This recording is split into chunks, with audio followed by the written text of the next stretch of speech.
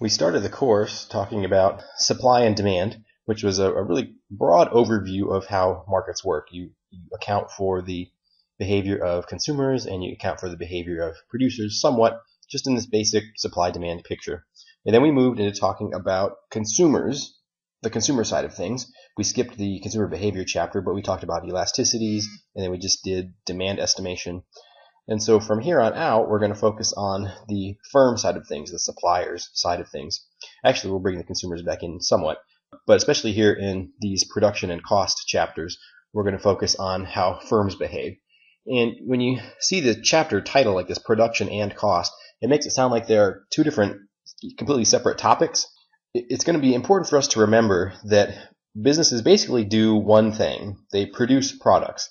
And we can talk about that process in one of two ways. You can talk about production in terms of the amount of goods that are actually produced given the number of inputs that are being used. But you can also talk about that same process in terms of how expensive is it to produce, so the cost of doing that production. So again, there's really only one process that's happening, but you can look at it from two different perspectives.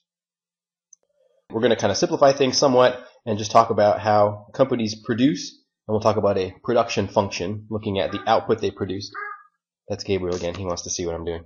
We can talk about the production function, where you have a certain amount of output, and producing that output requires some inputs. And again, at a very basic level, we will say that companies produce output, Q, as a function of the amount of labor they use, L, and the amount of capital that they use, K. Again, capital for us will be buildings, machinery, and your labor works within those things. Your labor works with capital to produce the output.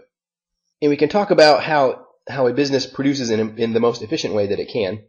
It tries to produce the output, Q, at the lowest total cost, and it wants to, again, it solves this optimization problem that we did a couple chapters back. How can we produce the output that we need at the lowest total cost? That'll be one of the constrained optimization problems, I guess, because if you have this quota of output that you need to produce, again, the decision is not necessarily how much output to produce, because you already know that, but your decision is then, how can I produce that given amount of output at the lowest total cost? Okay, so let's start with some basics, and this might be a bit of a refresher from your micro classes or the 285 class that you took. There's different ways that products can be produced, different types of inputs that can be used. One type of input we call variable inputs, and these are things whose amounts can be changed quite easily. And so if we think about what sort of inputs are needed to produce a class at LSUS, well, certainly LSUS needs professors, it needs laborers, it needs other maintenance staff and administrators, professors, graduate assistants, and so it needs labor. It needs electricity also. If there's going to be classes taught in a classroom, then those classrooms need electricity to turn on the lights and to have the overhead projectors work and things like that. There are other kinds of raw materials that may be needed. Paper, I guess, if a professor is giving out handouts or something like that. So those inputs can be changed quite easily. If you need more professors or if you need more staff, you can go and hire fairly quickly. If you need more electricity, obviously you can get that pretty immediately. Other raw materials you can obtain fairly quickly. But if all LSUS had were professors and electricity, access to electricity, and paper, it wouldn't be able to teach classes very easily because it needs other kinds of inputs. Oh, let me back up. If we were to change these variable inputs, one of the reasons we call it a variable input is since you can change these inputs quite easily, that will also change the amount of output. So if LSUS wanted to increase Q, if it wanted to offer more classes, well, it could do that easily. Again, it could hire more professors. And so changing the amount of professors that we use would directly increase the amount of classes we could offer. Another kind of input, though, is, well, not only do you need professors and other staff and electricity, but you need the classes to be held in some place. So you need a classroom, you need a building. And that kind of thing, that kind of an input is something that cannot be changed easily, cannot be changed quickly, might be a better way to say it. So we say that the amount of buildings that LSUS has is what we call a fixed input. It's not completely fixed, but for a fairly long period of time, we cannot change the number of buildings that we have. We can talk about the fixed inputs, and there are costs associated with both of these things. And like I said, if you have this fixed input, if you have this building that you've produced, maybe you took out a loan to build the building or to build the office space that you're using, or you have a lease payment for that office space. Well, you have to pay for that input even if you don't produce any output at all. So if LSUS has a loan to build the building that its classes are held in, then it has to pay interest on that loan no matter what, whether there are a lot of classes being held in that building or whether there are no classes at all held in that building. We always have to make payments on that loan. The loan itself or the building itself is a fixed input, and what we're going to see in a little bit is that the cost of that input is fixed also. So like I said, using variable inputs, well, there's a cost associated with that because you have to pay for professors and you have to pay for the electricity that you use in your classrooms. And we can call that a variable cost. I guess two ways you might think of this. You can call it a variable cost because it is the cost of a variable input. That's one way to think about it. Or you could also say that if you want to increase your Q, then that portion of your cost is going to change. The variable inputs that you use is going to change. So there are some costs that will change. If you increase labor, then those costs go up. Whereas on the fixed cost side of things, you still have to pay for those fixed inputs. You still have to pay for the rent payments, property taxes, interest payment on the loans. Those are fixed costs too because, well, for one thing, they're associated with your fixed inputs. And another way you can think about it is you have to pay those costs no matter what, whether you produce zero output or whether you produce a lot of output. So those costs are fixed in the sense that they don't change over the short term.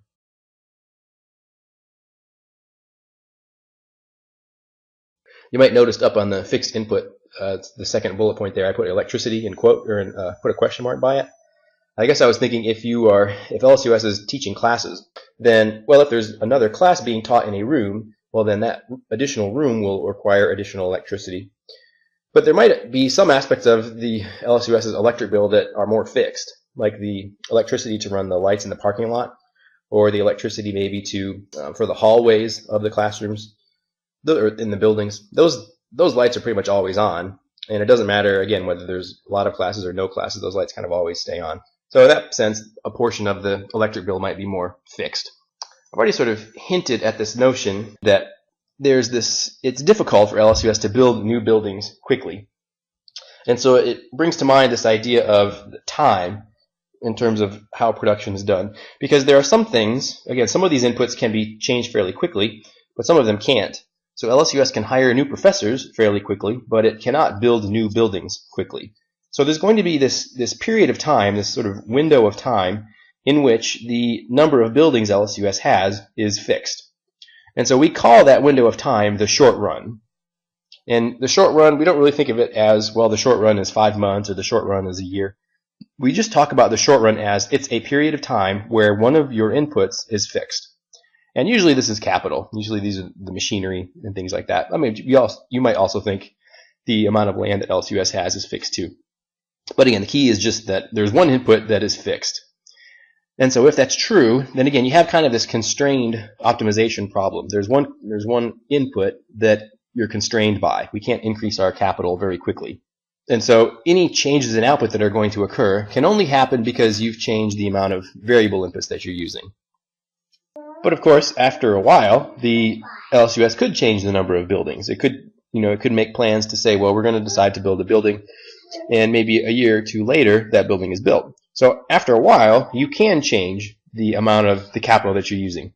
So once the short run is expired, I guess, once the short run has ended, then you're into what we call the long run, where all of your inputs are variable now. So in the long run, not only can you decide on the amount of labor you need, but you can also decide on the amount of capital you want to. In the long run, obviously, you can change your amount of output by changing any of the inputs that you're using. So you can build more output by having more labor or more capital. One way we can think about this is to say, well, LSUS currently has, 5 or 6 buildings, let's say, and it offers a certain number of classes. And it says, well, we want to build a 7th building. Well, once it builds that 7th building in kind of the long run stage, it increased its capital from 6 to 7. Once that 7th building is built, well, there's going to be another kind of short run period where now LSUS has 7 buildings that it can produce with, but it's going to take a while for it to build the 8th one. So the long run is kind of this series of short runs that keeps occurring. Well, we talked about variable costs and fixed costs. Another kind of cost that we should probably mention, well, 2 kinds, I guess, this slide and the next, are sunk costs. And it sounds kind of tragic, I guess. A sunk cost is just a cost that you've paid in the past that you are no longer able to recover again. And so this might be something where a company invested a lot of money into a particular brand or a particular product that doesn't pan out. Consumers don't want it. And again, you might know about companies that have produced these kinds of things, and those companies just they don't want to let it go. They keep producing this product even though consumers don't seem to want it. The economist would tell that company, look, it doesn't matter how much money you've put into this product, into its design in the past. If no one wants it now, then all you should think about is, well, what are the costs of continuing with this product? And if people don't want it, if you're not getting a lot of revenue but a lot of cost, then it doesn't matter how much money you've plunked down into it in the past. You can't recover that, so you should ignore it. Sunk costs are not part of the current economic cost of production, and they should be ignored. Like that middle one says, though, there may be some types of costs that you've paid in the past that you are able to recover. So if a company purchased a building and purchased a building a year ago and it spent a lot of money on it, and it says, well, we don't need that building anymore, we're going to sell it. Even though you may have paid for that building in the past, if you're able to resell it, well, sure, you can recover a part of that cost. So again, sunk costs are just technically a cost that you paid in the past that you are not able to recover.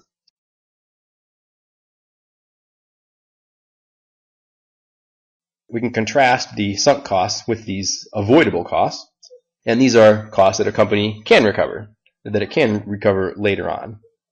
So obviously those would matter. If there's any sort of reselling building that you had or a refund you might be able to get, obviously you would be able to receive that payment again at some point in the future. And so you should consider those. So let's think graphically or analytically about how short-run production works. And again, in the short run you have this fixed input, fixed capital. And so the only way you can change your amount of output is by changing the amount of variable input that you're using. And just to simplify, we'll talk about the variable input being labor.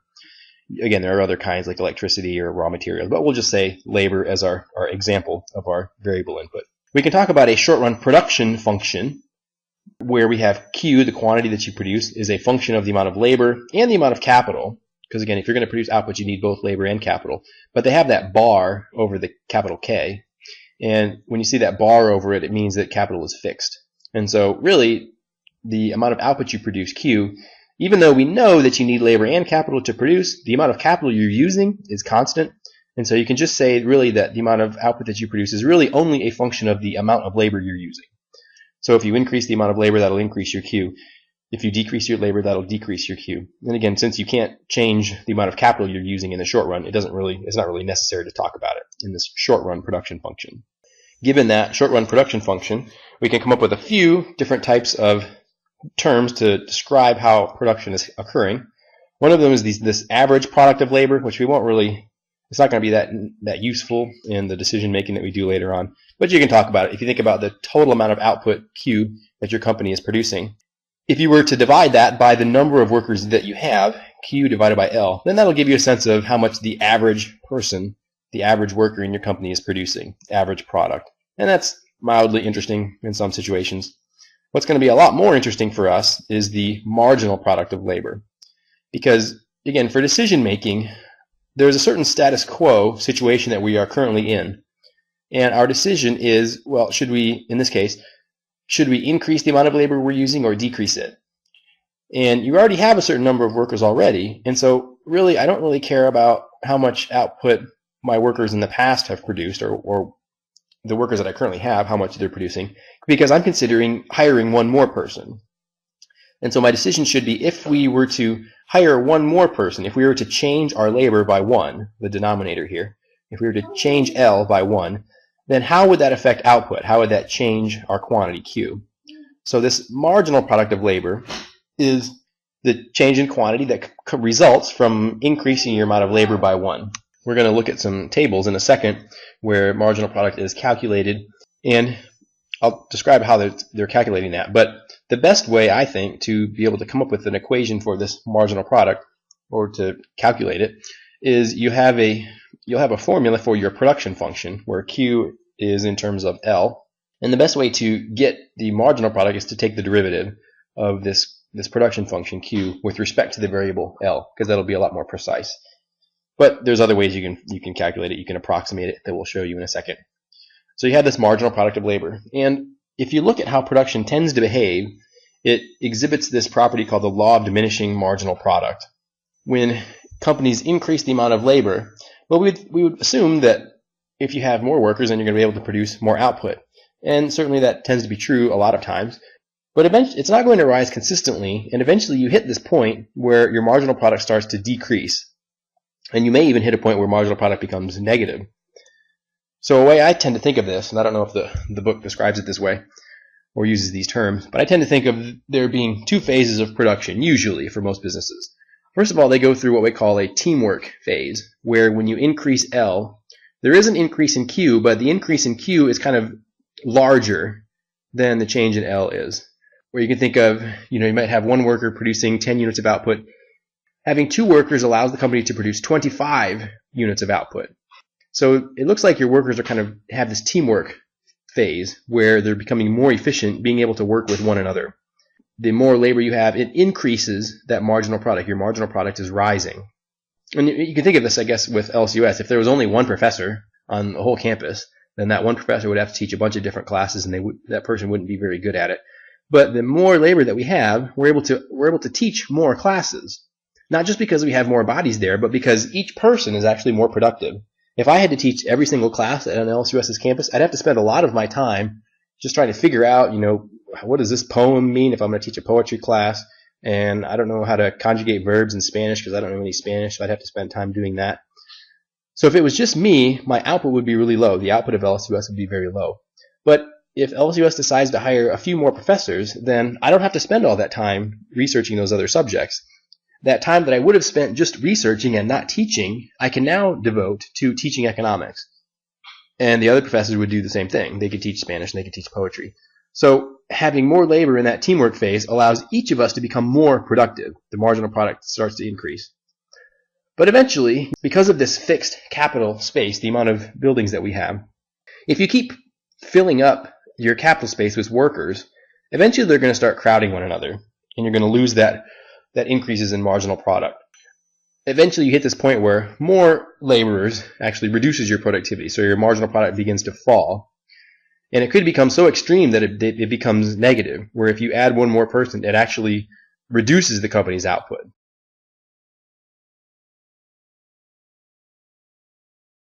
So here's a hypothetical table, production table. You can see we ordered the number of workers from 0 to 10 in this case. One thing nice is that when you don't have any workers, you don't produce any output, so total product is 0. And we're just kind of, again, making up these numbers. There's not really any place that you can find these. I guess we could estimate the production function, and we'll do that maybe in a couple chapters later. But for now, we'll just say, hey, we're just getting these Qs from who knows where. And we'll also presume that the amount of output is held constant at two buildings. And again, if you wanted to, you could calculate the average product just taking the total product Q divided by L. And that's mildly interesting. We're not going to use that a whole lot. What's going to be a lot more interesting for us is to calculate marginal product, the change in Q divided by the change in L. And so for this first worker, what we can see is that when you go from having 0 workers to 1, your total product increases by 52 units of output. However, when you increase your labor from 1 unit to 2, your total product increases from 52 up to 112, which is an increase of 60 units. So the second worker's marginal product is 60 units. When we go from 2 workers up to 3, the increase in output is from 112 up to 170 units, which is an increase of 58. Going from 3 workers to 4, output goes from 170 up to 220, which is an increase of 50 units. So the fourth worker's marginal product is 50 units. You may note this too. It's actually better to calculate marginal product using calculus. Here they're doing it as they're looking at the change in the Q column divided by the change in the L column. The L column always increases by 1 unit every time. So they're calculating marginal product as this change in the Q column divided by 1, basically, since the change in L is always 1. And again, that's one way you can do it. I think that's less accurate. If I have an equation for the production function, Q is a function of L, then I think it's better to determine the marginal product equation using calculus. And then you'll also have marginal product as a function of L. And you can plug in these different values of L to get your marginal product column. But we'll just be that as it may. We'll use this table as it stands now. So you notice a few things. You can see that teamwork phase early on. When you go from 1 worker to 2, the marginal product increases. The second worker is more productive than the first. And it's not just there's anything special about that second worker himself or herself, but it's that having two workers allows this teamwork effect to happen. So it's better to have two workers than one. The second worker increases the productivity. But that teamwork phase doesn't last very long, because once we get to the third worker, I can see the marginal product starts to decrease. One thing you'll notice is that I say, well, okay, so the third worker, the marginal product declines, and the third worker is not as productive as the second, because the marginal product declines from 60 down to 58. Well, what happens to total output, though? Total output still increases. When we have three workers, total product is 170, which is a lot bigger than 112. During this diminishing marginal product period, the total output is still rising. It goes 112 up to 170, up to 220, up to 258, even though the marginal product itself is falling, even though the marginal product of the workers is declining, 60 down to 58, down to 50, down to 38. So that's decreasing, but again, it still means that the third worker is adding 58 units of output, and the fourth worker is still adding 50 units of output. It's just that the increases in those increases in output tend to be smaller as the amount of L increases. But you can see what happens when we get to worker number 9. When we have 9 workers, we have 318 units of output, which is 4 more than when we had 8 units. But when we hire that 10th person, the 10th person actually makes total output go down. The 10th person actually has total output being 314 instead of 318. And so there, the crowding effect is so severe that output is actually falling. You can see the marginal product there is -4. And you might think of this, you might know people like this who, when they come around, you're not able to get as much done. So you might be wondering, how do I politely tell this person to get out of my office because they're making me worse off? You can always tell them that because their presence is leading to a negative marginal product, and you tell them that they have to leave, and they won't know what diminishing marginal product is or negative marginal product, and they'll figure out that you have a lot more important things to do, and they can go off and play solitaire or whatever. Well, we have a table before, so we can see what these pictures look like. What we're going to do is, if we want to look at total product, we're going to put that in one picture, and if we want to look at average or marginal products, we're going to do those in a separate graph, because if you look back at the previous table, you can see the values of the total product column are pretty big. I mean, they go from 0 to 52, and then they hit around the 200s and the 300s almost. And so, but when you looked at the average product or the marginal product column, those things maxed out about 60. And so if we tried putting both of those in the same picture, the average product, marginal product lines would look really squished at the bottom. And so it's always better to put your total product in one graph and then your average or marginal product in a separate graph. You can see the scale on the vertical axes on those two graphs too. The total product goes up to 350. The average marginal product vertical scale only goes up to 60.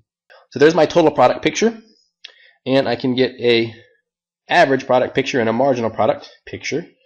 Again, for us, the marginal product is going to be more interesting. And they have that kind of typical shape. Most production processes exhibit that sort of shape. They don't all have to, but most of them do. The previous pictures were using that table that we had 2 slides ago. And we can kind of summarize and just sort of draw a representative total product curve that has that kind of shape to it. You'll notice that it has kind of an S shape, where it starts off, total product is increasing at an increasing rate, but then it starts to slow down. And you can see the slope of the total product curve starting to slow down a little bit, and then it tops out at the top of that hill.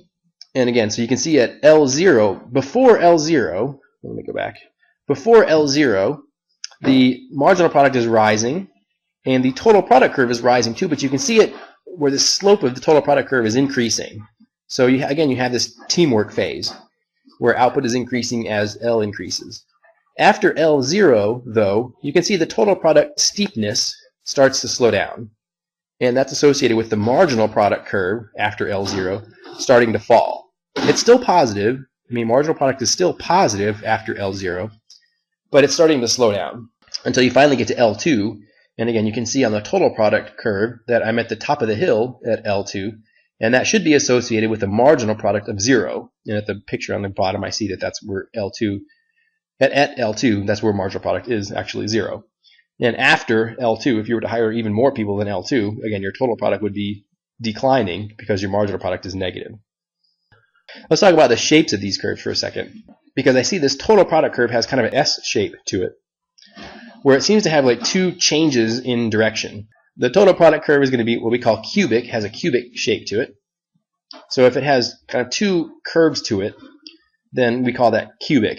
When I look at the average product and the marginal product curves, though, those are kind of hill-shaped or U-shaped, where there's only one change of direction. The marginal product curve has this change of direction at L0 because it's increasing until L0, but then it changes direction and it starts to fall after L0. So we call those quadratic, and that means that you have just an L and an L squared term.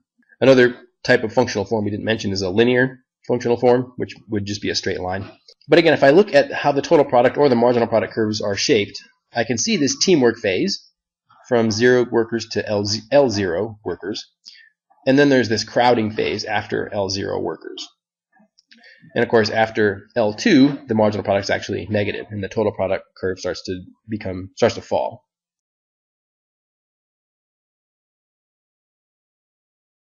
So that's talking about the production side of the process, talking about the amount of output that occurs with different numbers of workers.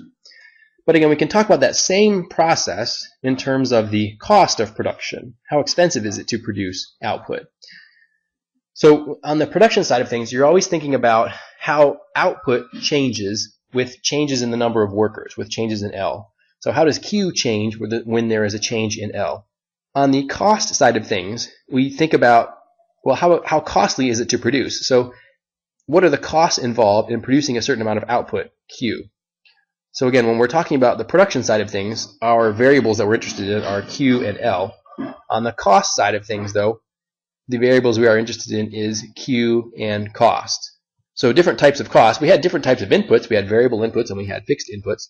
The variable inputs that you have to pay for, all of the salaries that you have to pay for, are what we call total variable costs, TVC. So all the salaries that you have to pay for all of your employees are called total variable cost. We mentioned that if you're going to increase your output, you need more of these variable inputs. So as you increase your output, that's going to make your total variable costs increase because you're using more laborers to produce that output, but you're having to pay for that labor too. So to produce more output, your total variable costs are going to increase. You also had buildings and lease payments, rental payments that you had to pay. And so those were fixed inputs, and that means that the cost of those fixed inputs will be fixed costs. And again, these fixed costs are not going to change based on the amount of output you have. Your total cost then will just be the sum of these two. The total variable cost plus your total fixed cost is the company's total cost. So if we look at a table of these different costs, and we have output there increasing by units of 100 this time, so when we get to the marginal cost table, we'll have to remember that. But you can see those fixed costs are fixed at $6,000. It doesn't depend on how much output we're producing. There's always $6,000 of total fixed costs. Our variable costs, of course, will change as the amount of output increases because, again, you're using more of your labor and these other variable expenses.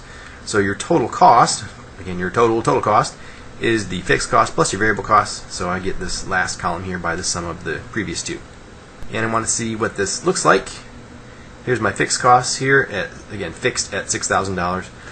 One thing that might be a little misleading is we see this, or we use this term, fixed costs, and you might think that they never change ever. And again, the point of calling it a fixed cost is that they are fixed within this short run period. But you might conceive of a situation where the property tax that a company has to pay on the property that its building is on, if that property tax were to increase, then, well, it wouldn't be $6,000 of fixed costs anymore. Those costs might increase to $7,000, let's say. But what would still be true is that this TFC line would be horizontal. It would be horizontal at a higher level at $7,000 instead of $6,000, but it would still be fixed in the sense that if you increase your output, those fixed costs are still going to stay at $7,000 now. So you can think of this total fixed cost line as possibly moving up and down vertically if fixed costs were to change for reasons like that I just mentioned. But again, it's still, in the short run, it's still going to have this horizontal shape to it.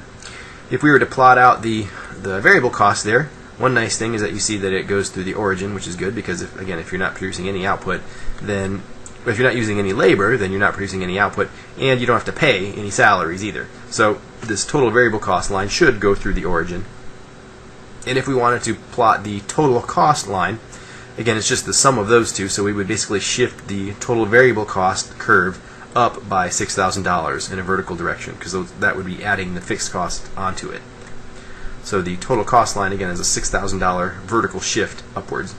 A couple different concepts that we'll talk about. I mentioned earlier that we didn't really talk about the average product very much, and there's going to be one of these concepts here that we won't discuss too much either. But there will be a few of them that we will talk about, so we can figure out the averages of some of these concepts that we mentioned earlier. So average variable cost will just be taking the company's total variable cost and dividing it by the amount of output.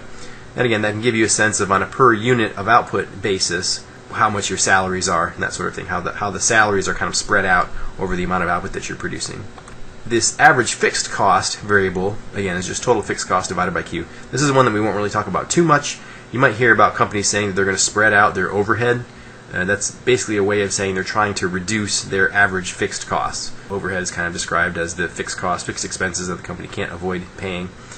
And so if you try to spread out your overhead, you're trying to produce a high amount of output such that the fixed costs on average kind of flatten out or get reduced. Then you have your average total cost, again, which is just your total cost divided by Q.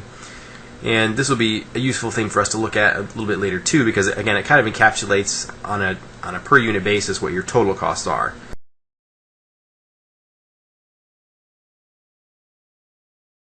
Since we remember what happened with the optimization chapter, and we knew that these marginals are going to be important, so marginal cost is going to be a very important concept for us. And again, this will basically be how the total cost is changing as we increase our output by 1 unit. So it's this rate of change in the total cost curve as output increases. And like I mentioned here, you can solve for this short-run marginal cost term. If you have a table, you can solve it by doing little subtraction techniques, comparing one row of a table to the previous row. And so we'll kind of show that, but I prefer this method where if you can have an equation for your total cost curve, and it's probably going to be a cubic equation, if you can take the derivative of that total cost equation with respect to the variable Q, then you can get an equation for your short-run marginal cost curve. And I find that to be better and more accurate if you can do it. It requires having an equation for TC, which you might not have. So again, if we want to look at cost from the average and marginal perspective, then we're going to have to use a different table that has a little bit smaller numbers in it. And again, the graph that we draw from that is going to again have a vertical scale that's going to be a little bit smaller. Well, it's going to be quite a bit smaller than the vertical scale that we had in the total cost curves, where we had the total fixed, total variable, and total cost curves. So if you scroll up a few slides before, you'll see that table, and the numbers there were quite a bit bigger. The output, though, the output column was exactly the same. Q went from 0 to 600 in units of 100 units of output. So again, we have to remember that when we get to some of these numbers later on. Here's our total cost curve, or our total cost data that we had from the previous slide. We just kind of transpose that back over here to help us out a little bit. And you can kind of see it a little bit in this table that the fixed costs are $6,000. And I can see that because when Q is equal to 0, I knew that I didn't have any variable costs at all. So when I see that there's this Q of 0, I see the total cost is 6,000. That kind of clues me in that the fixed costs are 6,000. And so when I see the other numbers moving down the output table, and I see those total costs increasing, in the back of my mind I say, okay, well, for 100 units, there's 10,000 of total cost. Well, I remember that fixed costs were 6,000, so the variable cost there must be 4,000 units. So then when I get to the average variable cost column, again, I can remember that, okay, for 100 units of output, there was $6,000 of fixed costs and $4,000 of total variable costs. So when I divide that by my output of 100, I get average variable cost of $40. Again, when I go to 200 units of output, I can see that my total cost is $12,000, so that's $6,000 of fixed cost still, plus now $6,000 of variable cost. And if I divide $6,000 of total variable cost by the 200 units of output, I get $30 of average variable cost. And similarly for the rest of the numbers in that column. So it might be a little trickier because they didn't really tease out what the total variable costs were in this particular table on this slide, but they showed it on the previous slide. The next column, the average total cost, is pretty straightforward to calculate. You just take that total cost column and divide it by Q. So those are pretty easy. So the last column there, short run marginal cost, again, it's the change in total cost divided by the change in output. And we have to be a little careful. When we did the marginal product before in the table, then you might have thought, well, really all you're doing is just you're looking at the change in total product. But remember that marginal cost is not just the change in one thing. It's always the change in one thing divided by the change of something else. So the marginal product was how does your total product change as you increase your labor by 1. And so here it's going to be, yes, the change in total cost, but how is your total cost changing when you change your quantity by 1 unit? And that's going to be important because in this table, the output is not increasing by 1 unit, it's increasing by 100 units. So we have to be a little careful with that. But again, if I kind of look at what the table is doing here, I can see that when I went from 0 output to 100 units of output, my total cost increased by $4,000. And so that change in TC was $4,000, and I want to divide that by the 100 unit change in output that occurred. And so that equals $40. When I go to 200 units of output, again, that's an increase of $100, so that'll be the denominator. And I can see my total cost increased from $10,000 to $12,000 of total cost. So it's a $2,000 increase divided by the 100 unit increase in Q gives me a short-run marginal cost value of $20 when the output is 200. And again, you can go down the table and calculate the rest of those in a similar way.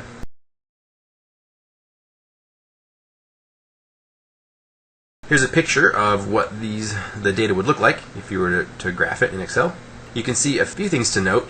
I remember in grad school I had to sit there and solve, and nothing is more exciting in life than doing mathematical proofs. So we had to prove mathematically why the short-run marginal cost curve goes through the minimum points of the AVC and the ATC curve.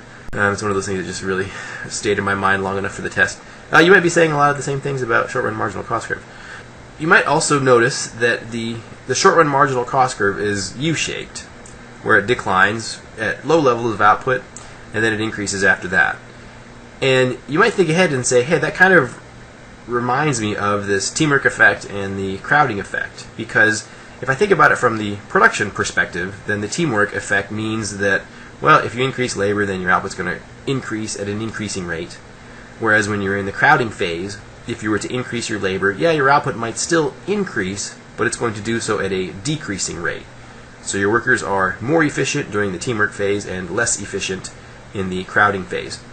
Well, when I come over to the cost side of this process, and again, firms only do one thing. They produce output, and you can look at it either from the amount of output perspective or the cost perspective.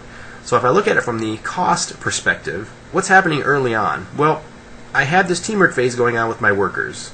And so additional workers, yes, they are adding to my costs, but those additional workers are increasing output at an increasing rate. So it's easier for me to go from 100 units of output to 200 units of output. It basically takes me fewer workers to do that, if that makes sense. Again, to go from 100 units of output to 200 units, if my workers are more efficient, I don't need as many of them to reach that 200 unit goal as quickly as it takes me to increase output by 100 units later on. When my workers start crowding one another, then it gets harder and harder to produce 100 units of output. Again, at the extreme, when you had that one coworker you don't like who reduces your total product, if their marginal product is negative, then it becomes extraordinarily difficult, maybe even impossible, to increase output by 100 units. So early on, when I see the short-run marginal cost curve is declining, again, that tells me that, well, it seems like this company is becoming more efficient because their costs are going down. Well, that's the same story we told when the workers were more efficient early on, during the teamwork phase. Then I see that after 200 units of output, the short-run marginal cost curve is rising, and that's associated with inefficiency on the cost side of things. But again, that's still consistent with the story of the crowding phase, where the workers were inefficient when we had lots of them. So you can see the parallels between the production side and the cost side. And I believe I just kind of restate everything here. Here's kind of a general picture of what these curves look like. And again, note how the short-run marginal cost curve shows you the teamwork phase when output increases from 0 units to Q1. And then after that, you have this crowding phase from Q1 up to Q3. I should also mention, too, that you might think that, well, wouldn't it be the best just to produce Q1 units of output? Because that looks like it's your lowest cost, your lowest marginal cost. And if you were at Q2 or Q3, then your marginal cost is rising and you're in the crowding phase at that point. So wouldn't it just be best to produce Q1 units of output and just stop there? Well, it's not necessarily going to be the case, but again, it is an important little turning point where you have that Q1 happening. Again, you're going from this teamwork phase to the crowding phase. But for other reasons that we'll discuss in some of the later chapters, the optimal amount, the profit maximizing amount of output may be some amount higher than Q1. So we'll just kind of keep that in the back of our mind. Like I said, there should be a relationship between short-run cost and production, because again, it's the same process. Anytime a company is going to produce, then there are costs associated with doing so. So of course there should be a relationship between these two concepts. And the book has these wacky little equations trying to show you all these relationships. I don't focus on it too much, but maybe we'll come back to some of these for homework assignment questions, I'm not sure. But again, I guess this bottom equation, this long one, you can see that the short-run marginal cost function is related at the end of the day, at the end of that line there, to marginal product. So marginal cost is related to marginal product. There's this wage term in there as well. But you can see the relationship. And again, we mentioned before how there should be a relationship. When the teamwork phase shows up with the increasing marginal product, then that should show up where the short-run marginal cost is decreasing. And vice versa, where when the marginal product falls during the crowding phase, then that should be associated with the short-run marginal cost rising. And this just kind of demonstrates it more clearly. When marginal product is peaking, then you should see the marginal cost being at its low point. So like I said, when marginal product is increasing, your marginal cost should be decreasing, and vice versa. There should be this relationship because, again, there's only one process going on here. A firm is producing output, and it's incurring cost in doing so. So any efficiencies that show up at early stages of production should be reflected by efficiencies in costs in the early stages of production. When you get to the crowding phases of production in later stages, when output is high or the number of workers is high, then this inefficiency of the crowding part should show up also as rising costs. I realize this production and cost chapter is extremely exciting. It's about the most exciting thing you do in the micro classes, but trust me, it becomes a lot more interesting later on because we'll be able to put these pictures, we'll be able to draw in these pictures with things that are happening not only with our own company, but what's happening with competing companies and with how consumers are responding. So we're going to kind of put all these pictures together and be able to show how these cost curves affect what businesses are able to do, what prices they're able to charge, what outputs they're able to set, and how businesses can use these cost curves to make optimal decisions.